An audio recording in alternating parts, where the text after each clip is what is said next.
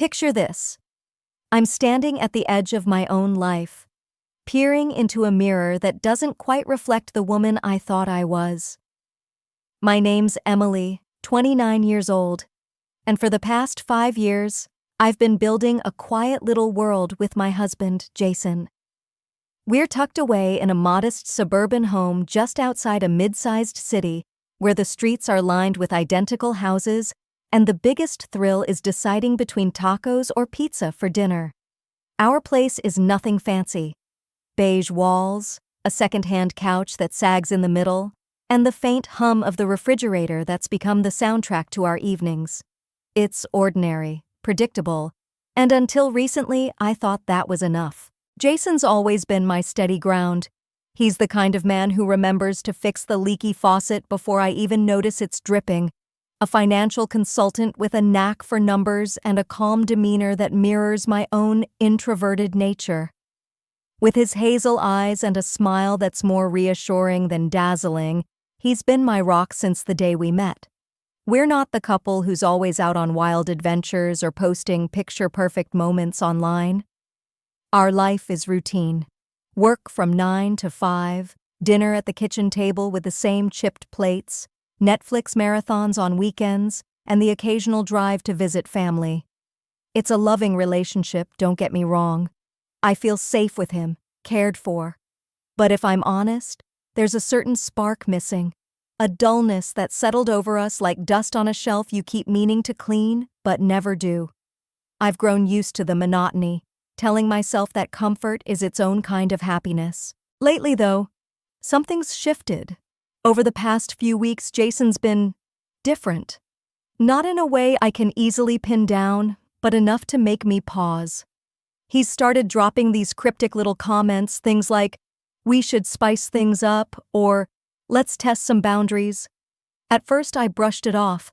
I figured he was just being playful, maybe teasing me to get a reaction. Or perhaps he's been stressed from long hours at work. After all, crunching numbers all day can wear anyone down. But there's a tone to his words sometimes, a weight I can't quite decipher, and it's left me with this nagging curiosity mixed with a sliver of unease. I keep thinking about last week, a moment that's been replaying in my mind like a loop I can't pause. We were sitting at the dinner table, the remnants of spaghetti on our plates, the kitchen light casting a soft glow over us. I was halfway through a story about a coworker's latest drama when I noticed Jason wasn't really listening. He was staring at me, his hazel eyes searching mine for something I couldn't name, his expression unreadable. Then, out of nowhere, he leaned forward, his voice low and deliberate, and said, "I want to see how far you're willing to go for me, Em." His words hung in the air, heavy and unfinished, like a storm cloud waiting to break. I didn't know what to say, just sat there with my fork halfway to my mouth, feeling the weight of his gaze. That moment stuck with me, gnawing at the edges of my thoughts, and I couldn't shake the feeling that something bigger was coming. Fast forward to last night, and that feeling turned into something real. I got home from work, my feet aching after a long day at the office, expecting the usual, Jason on the couch with his laptop, maybe a glass of cheap wine waiting for me. But the house felt different the second I stepped through the door. The air was charged, like the quiet before a lightning strike. Jason was already in the kitchen, pacing near the table, his movements sharp and restless. His face, usually so composed, had this strange intensity, his hazel eyes flickering with something I couldn't place. Excitement, maybe, or urgency. He didn't even say hello, just gestured for me to sit down. I dropped my bag by the door, my stomach twisting with a mix of curiosity and dread, and took a seat at our worn wooden table. The overhead light buzzed faintly, casting harsh shadows across his face, making him look almost unfamiliar for a split second. Before I could ask what was going on, he slid a sealed manila envelope across the table toward me. It was thick, heavier than I expected, and the edges were slightly creased, like it had been handled too many times. I looked up at him, waiting for an explanation, but he just leaned forward, his voice low and deliberate. "I need you to deliver this for me, Em. Some important documents. There's a place outside the city, an old warehouse I've mentioned before. It's tied to a client's business. I need it there by tomorrow." His words were clipped, almost rehearsed, and they didn't sit right with me. I frowned, my fingers brushing against the envelope's rough surface. "Why can't you do it yourself?" I asked, my tone sharper than I meant it to be. I mean, he's the one with the client connections, not me. Why drag me into this? He didn't answer right away. Instead, he gave me this cryptic smile, one that didn't reach his eyes, and leaned back in his chair. "I want to test your courage, Em. I need to know you've got my back." His words sent a chill down my spine, not because they were threatening, but because they felt like a challenge, like he was peeling back a layer of our comfortable life to reveal something raw underneath. I stared at him, searching for a hint of a joke, but his face was unreadable. My fingers fidgeted with the edge of the envelope, folding and unfolding a tiny corner as my mind raced. Part of me was annoyed. Why play these games? Why now? But another part, a quieter, more reckless part of me, was intrigued, almost hungry for whatever lay beyond the mundane. So here I am now, standing in this dimly lit warehouse on the outskirts of town, the air thick with the scent of rust and forgotten things. The envelope is still clutched in my trembling hands, its weight a constant reminder of Jason's cryptic challenge. The place is eerily silent, save for the distant drip of water echoing somewhere in the cavernous space.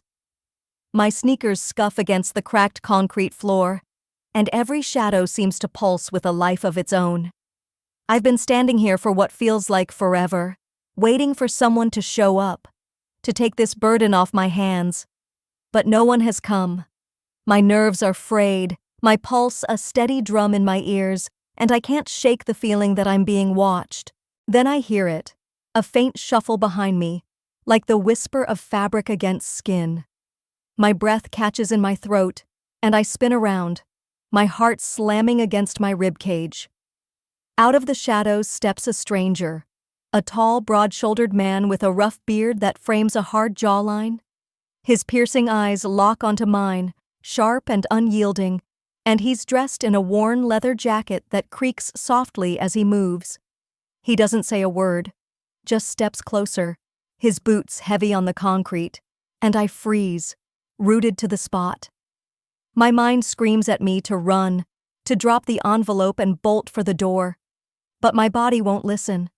He's close now, close enough that I can smell the faint tang of tobacco on his breath. And then his hand reaches out.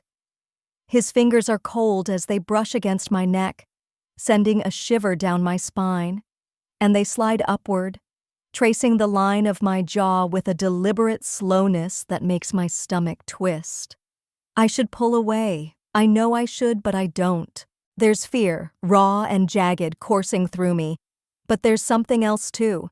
Confusion, yes, but also a forbidden thrill.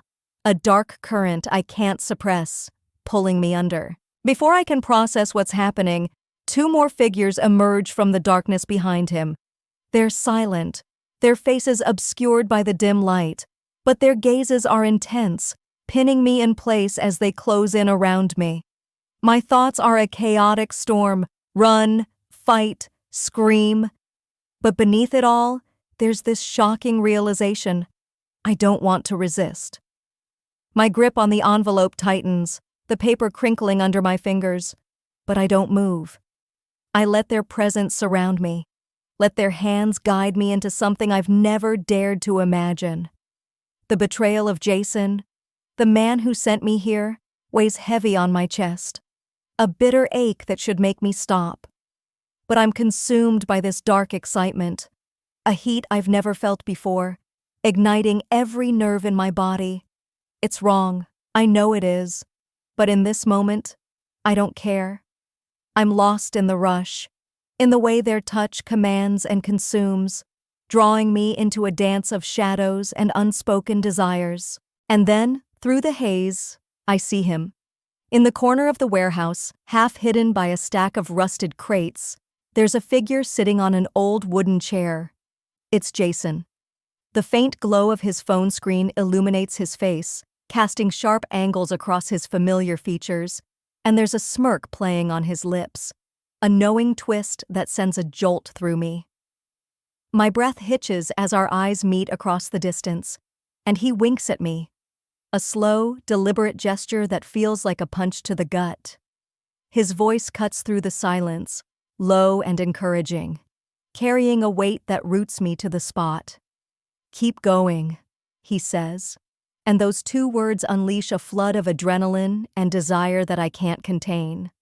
I obey, losing myself in the moment, in the heat of unfamiliar hands and the gritty air of this forgotten place, while Jason watches, his gaze a tangible thing, heavy and approving, like he's pleased with what he's seeing.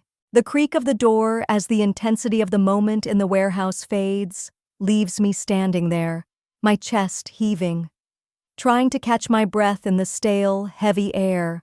The strangers who had surrounded me just moments ago step back into the shadows, their departure as silent and sudden as their arrival. I'm disoriented, my mind a tangled mess of emotions I can't begin to unravel. My hands tremble as I adjust my clothes, smoothing down the fabric with unsteady fingers, feeling the lingering heat on my skin from where their touch had been. Every nerve in my body is still buzzing, like a live wire exposed to the elements, and I can't tell if it's fear, exhilaration, or something far more complicated that's making my heart pound so hard. I hear the scrape of a chair against the concrete, and my eyes dart to the corner where Jason had been watching. He's standing now, rising slowly, his movements deliberate as he steps out from behind the crates. The echo of his boots on the cold floor reverberates through the empty space, each step a hammer strike against the silence, making my pulse spike with every sound. I can't move, can't look away as he approaches, his face a mask I can't quite read. There's a flicker of satisfaction in his hazel eyes, but beneath it, there's something darker, something that sends a shiver down my spine. He stops just inches from me, so close I can feel the warmth of his breath against my ear, and his voice drops to a whisper, low and intimate. "You did good, Em. Next time, there'll be more people." His words hit me like a shockwave, leaving me stunned. My lips parted, but no sound coming out. My body is still humming with the adrenaline of what just transpired, a chaotic energy I can't shake off. I should say something, push back, demand answers, but I don't. I can't. There's a part of me, buried deep but undeniably awake now, that craves whatever he's hinting at, that hungers for the unknown he's dangling before me. It's a dangerous feeling, one I don't fully understand, but it holds me in place as surely as if I were chained to the spot. The drive home is suffocating in its silence. I'm behind the wheel, my knuckles white as I grip the steering wheel, the familiar hum of the engine doing nothing to calm the storm in my head. Jason sits beside me, staring out the passenger window, his profile sharp against the passing streetlights. There's a faint smile on his lips, a subtle curve that I catch out of the corner of my eye, and it unnerves me more than I can say. I want to ask him what he meant by next time. Want to demand why he orchestrated this, why he watched with that look in his eyes, but the words stick in my throat.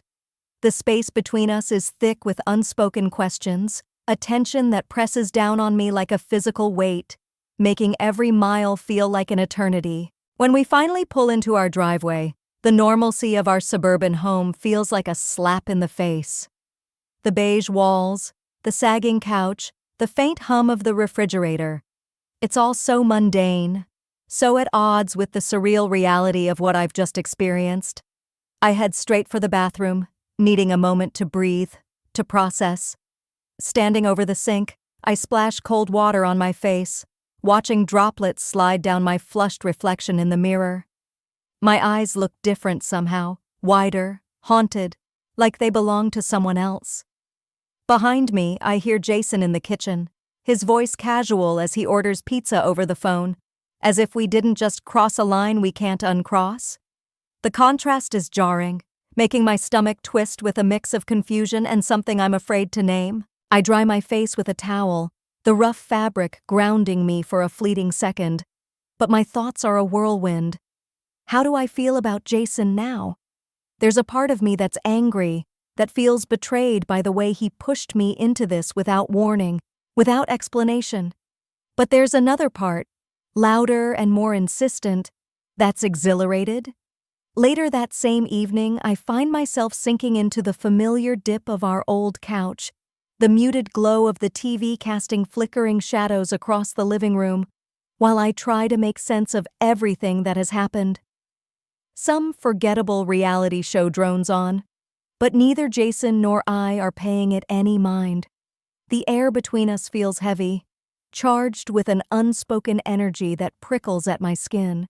His hand rests on my thigh, a casual touch, yet there's a weight to it, a subtle claim that makes my breath catch just a little. I steal a glance at him, his profile sharp in the dim light, and I can sense something brewing beneath his calm exterior. Then, without warning, he turns to me, his hazel eyes locking onto mine with an intensity that pins me in place. His expression is serious, almost urgent, and my heart skips a beat. I've already set it up," he says, his voice low, deliberate. "The next time. It's happening tonight. There's a place downtown, a private club I've been looking into for weeks." His words hit me like a cold wave, and my stomach drops, a hollow ache spreading through me. Tonight? My mind reels, grappling with the suddenness of it all. I open my mouth to protest, to ask for more time to process, but he keeps going, his hand tightening just slightly on my leg. This is about us, about pushing boundaries together, exploring parts of ourselves we've kept locked away. I've been thinking about this for years, dreaming of it, and after seeing you at the warehouse, I know I want to take it further. His confession hangs in the air, raw and unguarded, and I'm caught in a storm of emotions I can't name. Fear claws at the edges of my thoughts, fear of the unknown, of what this means for us. But there's curiosity too, sharp and insistent, mingling with that same forbidden excitement I felt before, the kind that makes my pulse race despite myself.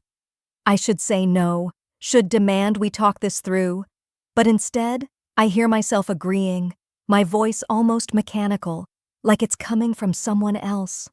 "Okay," I whisper, barely audible, but it's enough. Jason's face softens for a moment, a flicker of relief passing through his eyes before that intensity returns. We're in the car before I can fully process what I've agreed to, the city lights blurring past us as we head downtown. My hands fidget in my lap, twisting the hem of my shirt, while Jason drives with a quiet focus, his jaw set. The silence between us is deafening, broken only by the hum of the engine and the occasional honk of traffic. My mind is a tangled mess, replaying his words, wondering what I'm walking into. We pull up to a nondescript building, a slab of gray concrete with no sign, no indication of what lies inside. Just a black door, stark against the faded facade, and as we step out of the car, I can feel the pounding bass vibrating through the walls, a primal rhythm that matches the thrum of my nerves. Jason takes my hand, his grip firm, guiding me toward the entrance.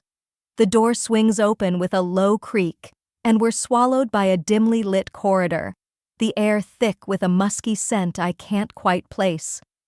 The bass grows louder as we move deeper, the hallway opening into a maze of rooms, each one cloaked in shadows and whispers. I catch glimpses of figures in the half-light, their movements suggestive, intimate in ways that make my cheeks flush despite the darkness. My heart is hammering now, every step forward feeling like a plunge into uncharted waters. Jason doesn't hesitate, leading me with purpose through the labyrinth until we reach a secluded area, a smaller space where a handful of people wait, their silhouettes sharp against the low red glow of a single overhead light. The moment we enter, their eyes are on me, a collective gaze that feels like a physical touch, assessing, curious, hungry. I freeze for a split second, overwhelmed by the weight of their attention, but Jason is right beside me, his presence a steady anchor. His hand presses against the small of my back, warm and reassuring, and he leans close to my ear, his breath warm against my skin, whispering words of encouragement that send a shiver through me. The night unfolds in a blur of sensation and shadow, a dance of boundaries pushed and desires explored in ways I never thought possible. It's like stepping into a hidden world, one where the rules I've lived by dissolve under the weight of raw, unspoken urges. Every touch, every glance, feels like a spark igniting something deep within me, something I can't turn away from even if I wanted to. The air is thick with tension, with the unspoken understanding of what's happening, and I let myself get swept away in the current, guided by Jason's steady presence, his quiet approval fueling my every step into this uncharted territory. Hours later, as the first hints of dawn creep over the horizon, we're driving back home through the empty city streets. The silence in the car is different now, not suffocating like before, but heavy with the weight of everything we've just experienced. I'm in the passenger seat, my body slumped against the worn fabric, utterly spent, yet my mind is a whirlwind that refuses to quiet down. I stare at the dashboard, the faint glow of the digital clock reading 4:37 a.m., the numbers blurring as my thoughts race. The streets outside are ghostly, devoid of life, a stark contrast to the pulsing energy of the club we've just left behind. The city feels like a shell, hollowed out by the night, mirroring the strange emptiness I feel inside, despite the intensity of what I've just lived through. My hands rest in my lap, still trembling slightly, the memory of unfamiliar touches lingering on my skin like a phantom. I steal a glance at Jason, his profile sharp against the dim light filtering through the windshield. His hands grip the steering wheel with a calm certainty, but there's a tension in his jaw, a quiet intensity that tells me he's just as affected as I am. How do I feel about him now? There's a tangled knot of emotions in my chest. Gratitude, for one, because he's shown me a side of myself I didn't know existed, a hidden depth I never dared to explore on my own. But there's confusion too, a gnawing uncertainty about where our marriage stands after crossing such a profound line. Are we still the same couple who argued over what show to watch on a Friday night? Or have we become something else entirely, something I can't yet define? And beneath it all, there's a hunger, a restless craving for more, for whatever lies beyond the edge we've just stepped over. It scares me, how much I want it, how much I'm already anticipating the next plunge into the unknown. We pull into our driveway as the sky begins to lighten, the familiar sight of our modest home feeling almost alien after the night we've had. The beige walls and sagging porch seem to belong to a different life, one I'm not sure I fit into anymore. We don't speak as we climb out of the car, the silence stretching between us like a fragile thread. My legs feel heavy as I follow Jason inside, the faint hum of the refrigerator greeting us like an old friend, oblivious to the transformation that's taken root in me. I kick off my shoes by the door, the mundane act grounding me for a fleeting moment, but my mind is still elsewhere, replaying every charged moment from the club, every unspoken boundary we shattered. We make our way to the bedroom, the first light of dawn creeping through the curtains, casting a soft, golden haze over the rumpled sheets. I sit on the edge of the bed, my body sinking into the mattress, exhaustion pulling at my limbs, but sleep feels impossibly far away. Jason sits beside me, close enough that I can feel the warmth of him, the familiar scent of his cologne mixing with the lingering musk of the night. For a long moment, neither of us speaks, the quiet filled only by the distant chirp of early birds outside. Then he turns to me, his hazel eyes searching mine, softer now, but still carrying that undercurrent of intensity I've come to recognize. "M," he starts, his voice low, almost hesitant, a stark contrast to the commanding tone he's used before.